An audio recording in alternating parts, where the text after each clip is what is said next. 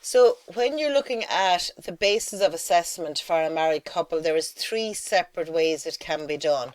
We can look at jointly assessing a married couple. We can look at separately assessing a married couple or a civil partnership, or they can be treated as two single individuals in the eyes of the tax office. But what is the best option? What is the best option for them, and what do legislation say about the jointly assessment? So revenue have it set down. So again, I'm just going to look into the revenue website, and I'll go back to you. And I'll put this up onto the screen for you as well. So if I go into revenue and I put in married couple, and what comes up? So you have your joint assessment. So let's have a look at this first here. And when you come into it, it gives you all the information around it. So with the overview, basically since 2011, all married couples, sorry, Svetlana there, all married couples and registered civil partners are treated the same way for tax purposes. So if you get married, it is important to tell revenue as soon as you can, and you need to give details of your and your spouse's PPS number and the date of marriage. And you can request all this information through your My Account. Okay, there's also foreign registered relationships, so they do recognise certain registered foreign marriages and civil partnerships for tax purposes, and they must be listed on the list on the Department of Justice and Equality. And again, you can click into that. So that is a bit of legislation that we have to remember. We recognise that the foreign registered marriages and civil partnerships will give you tax in the same way as an Irish couple. So if revenue recognise that, then you can be treated here as a married couple under tax systems. Okay, so you need your own or your partner's PPSN, the date of the registered relationship, the jurisdiction of your relationship, and the title of your registered relationship. Okay, so that's the very first of it. So what taxation after marriage or registration of a civil partnership? So the first thing, what do you look at? So for the first year of marriage or civil partnership, you will continue to be taxed as two single people in the first year. You may qualify for a refund. So you may qualify if you pay more tax for the year as two single people than you would as if you'd been jointly assessed. If you're due a refund, it will be given from the date of marriage or the registration of civil partnership. You can claim a refund on the difference after the 31st of December of the year. And refunds are paid to each person in proportion to the amount of tax each of you paid. So if one person paid more tax than the other in the tax year, it's given back in proportion to those. Excuse me. So if you're looking at these two here, Tom and Mary were married on the 10th of July 2023. They continue to be taxed as single people for 2023. So let's do that on the calculation just to show you. Okay, so they were married on the 10th of July. Sorry, they actually weren't given the full they were not given the full total of income they earned. They're just given the income tax. But let's make up one of our own first. Okay, let's go back into it here and we look at it. So two single people, we have Tom and Mary. Okay, so let's look at Tom first, and then we go over here and we look at Mary. So I'm ignoring the other part of it for the moment. I'm just going to enlarge this up slightly so we'll see it. Okay, so if we have Tom and Mary, and let's say Tom is earning 40,000, and let's say Mary is earning 38,000. Okay, so both of them are single people. They have got married. They continue to be treated as single people for the rest of the tax year. And again, we're just looking at income tax. We're not looking at PRSI or USC for the moment. So income tax, let's say, and we're basing it on the 2024 rates. Okay, I'm going to base it on the current rates that we've been doing at the moment. So we're looking at those rates. So standard rate cutoff point is the next thing to establish. So Tom's standard rate cutoff point is 42,000, and the Mary's standard rate cutoff point is also 42,000 because they're treated as two single individuals. Okay, that's the first thing. So what tax do Tom pay? Well, his income is less than the cutoff point, so he is paying 40,000 at 20%. Sorry, put it in here. So he's paying 20%. So let's just pull the calculation out here. 40 multiplied by this one, and let's put 20% in there. 8,000. The total tax credit then for Tom is going to be 8,000. What credits have he? He's a single person. So 1875, is that correct? And PAYE 1875. So his total credits for the year, just put them in here so we haven't done the next time. So the total liability then is 8,000 less 3750. So he's going to pay 4,250. Let's have a look at Mary. So Mary is also going to be a single, sorry, I'm just going to convert that there so we can see it properly. So again, we're going to look at Mary. She's earning 38, which is under the standard rate cutoff point. And again, she's going to pay 20% tax. And again, just let me convert that to a percentage so we can see it. So equal to 38 multiplied by 20%. Total tax 76. Credits then, again, she is a single person. 1875. And a PAYE credit of 1875. So collectively, again, it's 3750. And her liability is going to be 76 minus 3750. So that's our first liability. So married couple, they're treated as two single individuals in the year they get married, and we're now going to see, would they have been better off had they been jointly assessed? Now, in the year of marriage, they continue to be singly assessed until the end of the tax year, and then they would look at the joint assessment. But it would only look at the basis of, proportioning it. So let's say they got married in July, okay, just for handiness. So they got married on the 1st of July. So they would have had July, August, September, October, November, December. They have 6 months as a married couple, okay? And that's what we want to look at in a few moments. So 6 months as a married couple. As two single individuals, they are paying a total liability of 3,850 and 4,250 of 8,100 as two single individuals. If I go over here to the joint assessment, let's take a look at their two incomes and see what they would be paying, and see would they be better off. So Tom and Mary, again, they have the same income, 40,000 and 38,000. So the total income then for the two of them is going to be that amount. Under married couple jointly assessed with two incomes, remember, have what is the standard rate cutoff point that they will avail of. And again, just let's refresh what we looked at with revenue, and I'm just going to go back to the revenue homepage here for the moment, into personal taxes and into tax rates. So remember, they would have for 2024 51,000 with an increase of 33 max, or the lower if necessary. But in this case, Mary is earning 38,000, so they can have 51 plus 33,000. So again, let's bring that in. So 51, I'm just going to put them separate here so we can see them, plus 33 or 31, sorry, what did we say? 33, yeah, sorry. I'm only after correcting exams with last year's rates, so I'm still on last year's rates. So between them, they have 51,000 plus 33. So they have a standard rate cutoff point between them of 84,000.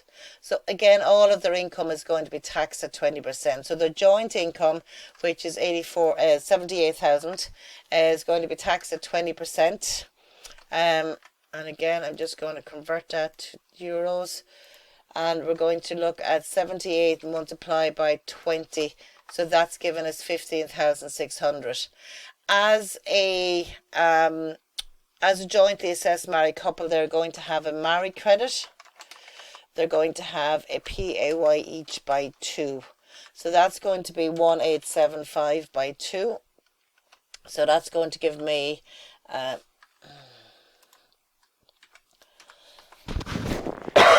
And what is the married credit for 2024? Again, let's go down to it, have a quick look at it. The married credit is going to be 3750. 3750 is the married credit. 3750. So I'm just going to put them out here, and we're going to add them up. So they've 7,500 between the two of them as a tax credit. Take out, so 15,600 minus 7,500. So they're going to pay 8,100 as a jointly assessed married couple. So are they any better off than being taxed as two single individuals? No, they're not. No, they're not. So they're not going to be any better off. So in this case, it might be more practical for both of them to say as two single people. So they can opt for that. They can opt for that assessment, because if there was a difference, it would be restricted to 6 months anyway, because they're only married for 6 months. So in this case, they're not actually any better off being taxed either as two single individuals or as a jointly assessed couple. So absolutely no difference. The only thing is that if you're looking at a jointly assessed couple, they would have to reassess themselves at the end of the year. So why would that happen?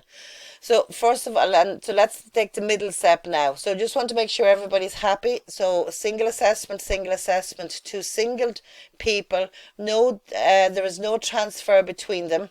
Okay, so everybody has 42 and 42, the same credits and the same credit. So under single assessment, every individual have their own credits and they're not transferable between partners. Under joint assessment, you can see when we look at a joint assessment at the end of the year, what would happen? Well, it's the very same, but that's looking at it at the end of the year. But realistically, what would happen? Realistically, it would happen that Tom would get, or the main income earner would get 51,000 standard rate cut-off point, and the second person would only get 33. That means Mary's income, if she was treated under joint assessment throughout the year, she would be paying some income at 40%. So we have to look at it, we have to go back to the start of the year and look to see what exactly would happen if they were under a joint assessment from the start of the year. So I'm just going to pull down this here and just look at what will actually happen in the two individuals. So I'm just going to do two calculations here. I'm going to include Mary out here again. We'll do it in a moment. So if they were jointly assessed, so let's say Tom works for ABC, Mary works for DEF. Okay, both of them are two different employers. Revenue look at Tom and Mary and say, well, you're jointly assessed for income tax purposes. One of you have to be what's called the assessable spouse, and the assessable spouse doesn't necessarily be male or female, husband or wife. It is the person who earns the most income. Now, there's little difference here, but Tom is the main income earner. So realistically, what would happen is revenue would assign him to be the assessable spouse and give him the standard rate cut-off point and the tax credits that are the higher rates. So in this case, I'm just going to shift Mary out here for the minute. I'm just going to move the details over here so we can look at it. Mary, move you over here for the minute. Right, so if Mary's earning 38,000, right? And again, I'm just going to move that one out here just so we can see it clearly. 38. Okay, so Mary's earning 38, Tom is earning 40,000 income. The standard rate cut-off point that revenue would assign would be 51 to the assessable spouse and 33 then to Mary. So you can see straight away here that this is going to cause problems throughout the year. So this is at the start of the year, at January, this is what revenue would have done. So you have to look at, well, Tom is not earning, Tom is only earning 40,000. He's not going to utilise all of the 51,000. So his income of 40,000 is going to be taxed at 20%. What is he going to take? Multiply by 20%. Change that. Let's put in another note there. So he's going to pay 8,000 tax. The married credit is automatically assigned to the person who is the assessable spouse. So Tom will get all the married credit and he will get one PAYE credit, one credit for himself. So he will get 1875. So therefore Tom's credits is 5625 and his income tax then for the year is 2375. In comparison to Mary, her standard rate cut-off point is 33 because she's a second income earner in the home. So basically the first 33,000 she earns will be taxed at 20%. Okay, so let's have a look at that. So equal 33 multiplied by 20%. What remaining portion then? So she has 38 income minus 33, so she's 5,000 at 40%, and that will give her 5 multiplied by 40, 2,000. So her total income tax before reductions is 86. Her tax credits, she won't have any portion of the married credit because Tom has all of that. Okay, that's already assigned to Tom, so she has 0, and she will just have her own PAYE credit. That's non-transferable. So all Mary has to reduce her tax is 1875. So that in this case she is going to end up paying 6725. So that's realistically what would happen from January. So therefore at the end of the year they would look to say, well, I paid 2375, Mary paid 6725, I have paid 9,100 in total. Now we know that can be reduced because we've already done it. We've already looked at reassessing them as a totally joint couple. So from the start of the year, I just want you to look at this from this point of view. So this is at the start of the year.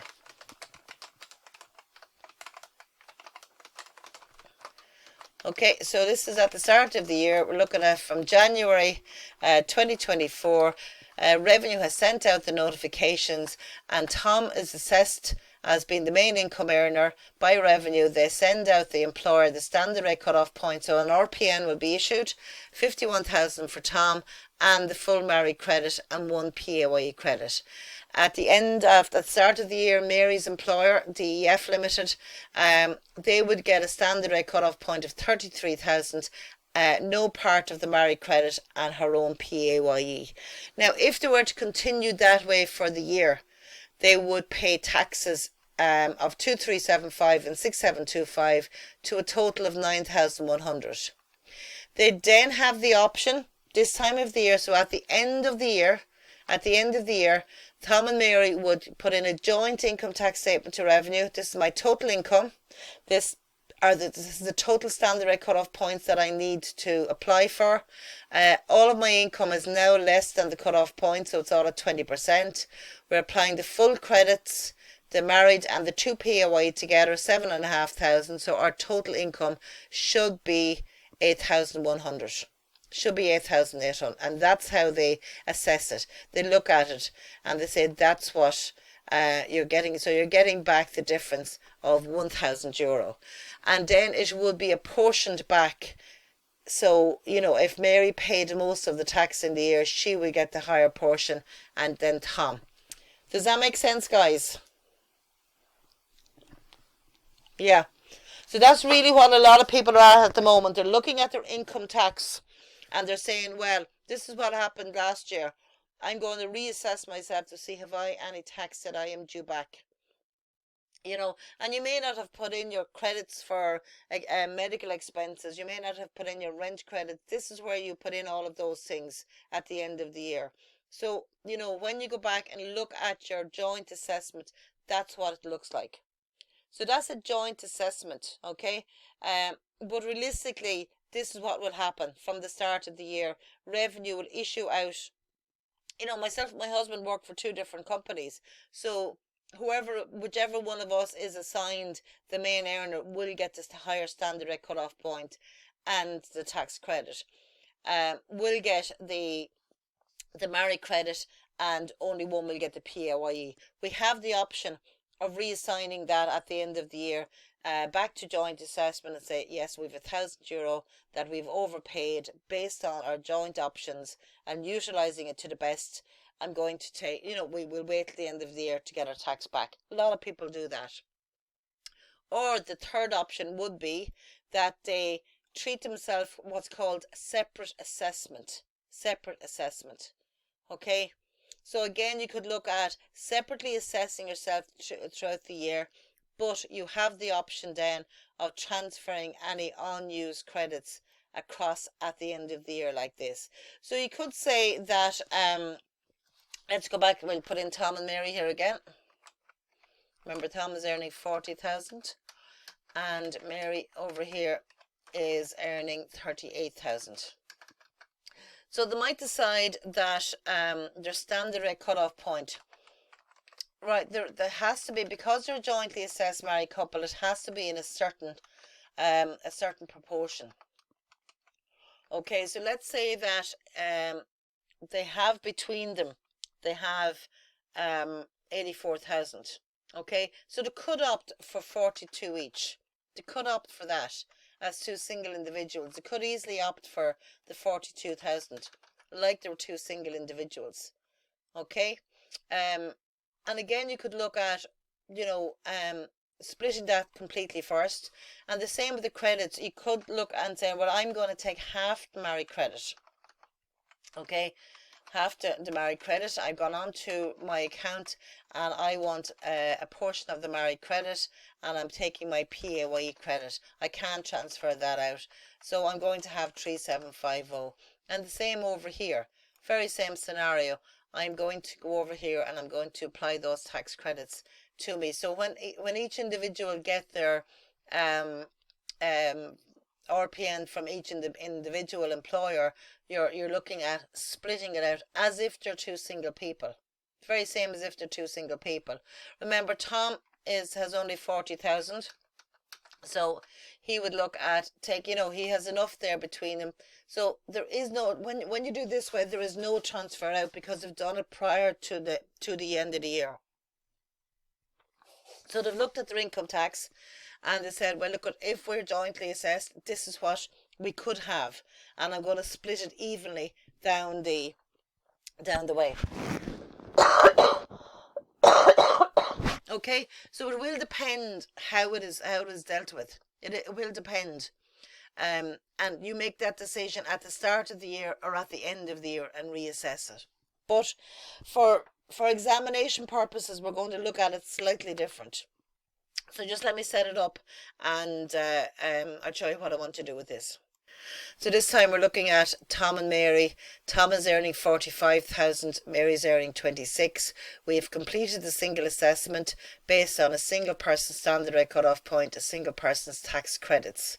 Okay, so we have the calculations completed.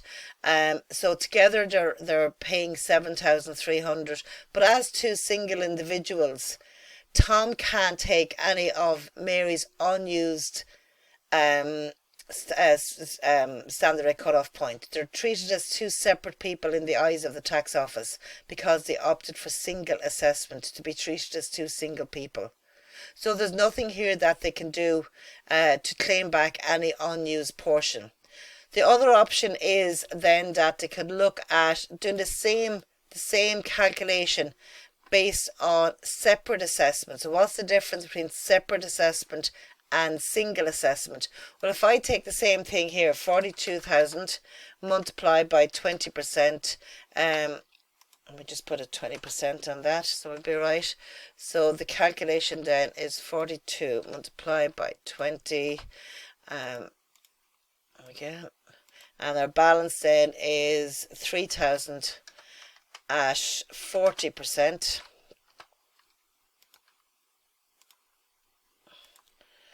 So 3 multiplied by 40%. Total tax is going to be 96. We're dealing with the same credits. They opted to keep half the credits each. So the liability is 96 minus 3750. So again, 5850. So the very same as we have over here. And the same under separate assessment, Mary's income is 26. She's only going to use 26,000 at 20%, which will be 26 multiplied by 20 is 5,200. Sorry, I'm just setting those up so I'll be ready the next time. So that's their total tax is 5,200. They've opted to keep half to marriage and the PAYE credit each. So her liability is 5,200 minus 3,750, 1,450. So again, the very same over here. So under separate assessment, they have been treated as two single individuals. But now they have the option, because it's called separate assessment, they have the option of taking any portion of credits or cut-offs that are not used. Now the credits are being used in full, okay? So, but part of Mary's cut-off is not being used. Mary has 42,000.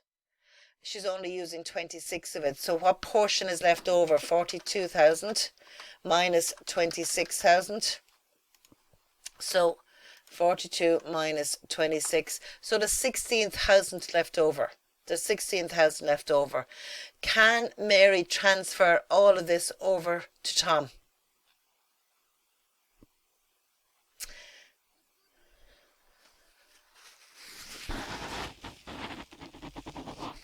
Yes, exactly.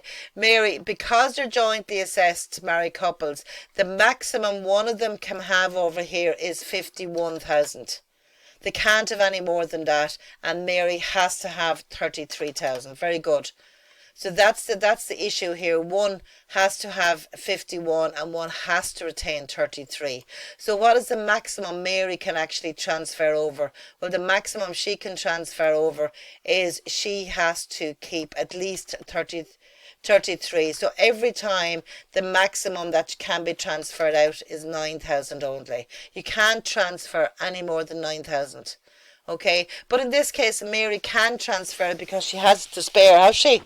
Yes, she has. So she can transfer over 9,000 over here. So to the 42 she can add on a 9,000. Okay, and that then becomes yes, I do want to replace it. So that then becomes equal 42 plus 9,000, and that will give him the full 51,000, which means all of his income now is going to be taxed at 20%, and that's where they're going to get the benefit of it back.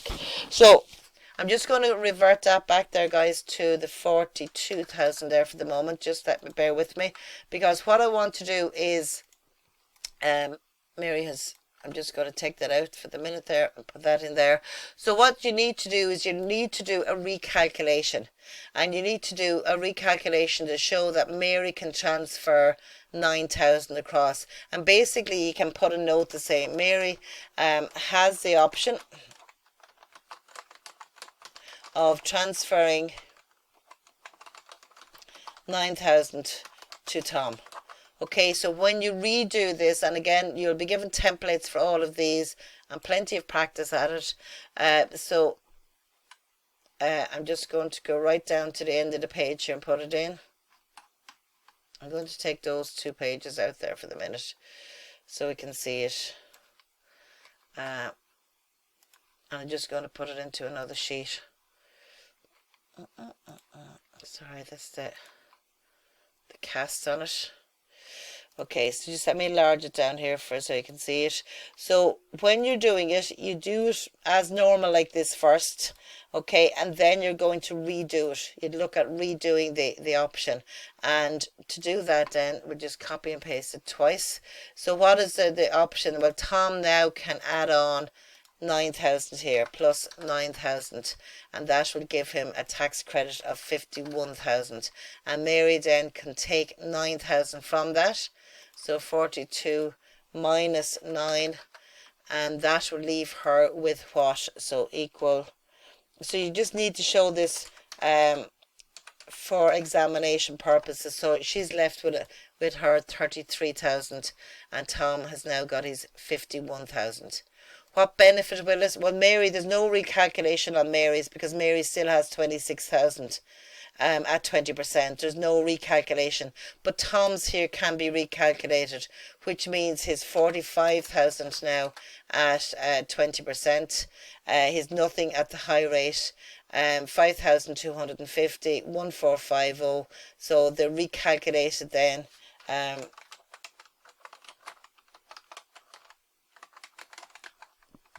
Is going to be equal to 5240 and 1450. Okay, so 67, is that correct? Yeah, 67. So that's the recalculated. Based on separate assessment, they're treated as two single individuals first, but at the end of the year, they have the option of transferring a maximum of 9,000 to one of the partners. And if the credits are not being used, they could transfer any extra credits from the married section. They can't transfer the PAYE. Okay, so that's a separate assessment. So at this point, between single and separate assessment is much better off because it's 6-7, whereas on the other one, both the single was 7-3. So they're much better off as to being taxed under separate assessment, which realistically is the same as your joint assessment at the end of the year, isn't it? 6-7. So it's, that's your joint assessment. And let me just fill in that properly now. 45 plus 26 is 71. 71 at 20, so 6-7. And remember down here, it has been reassessed as 6-7.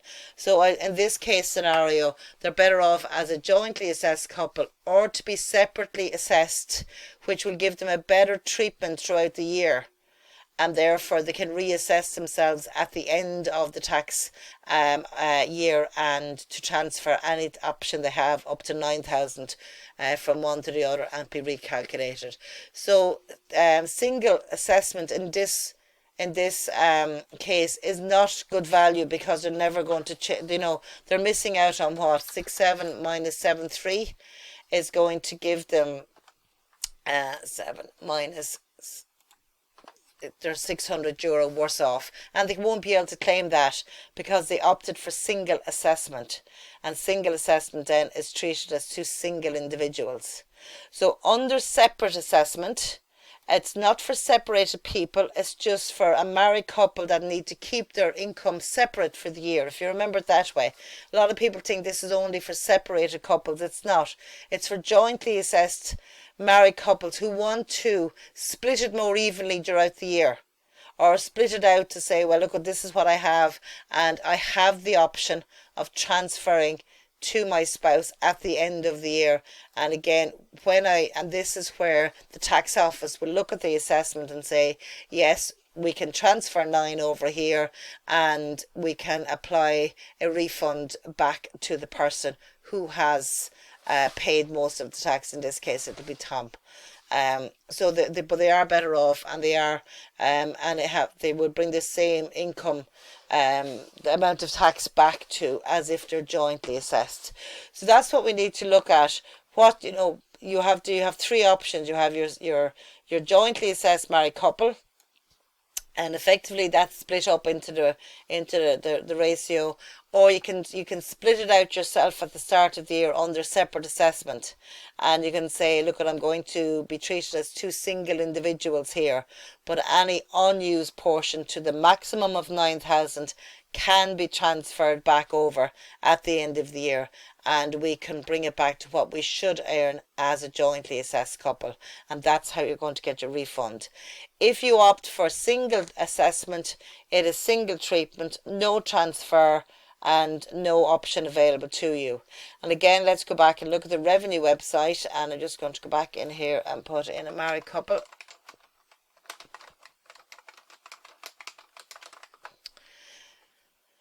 So the married couple assessment, I was better off just taking out assessment.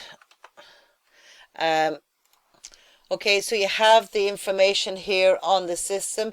It'll tell you, you have to if you're the assessable spouse under joint assessment, it is usually the best option for a married couple. This option is available when you notify us. It means revenue that you're married or in a civil partnership, and it does not prevent you from choosing the other options of separate assessment or separate treatment or single treatment, depending what you want to call it.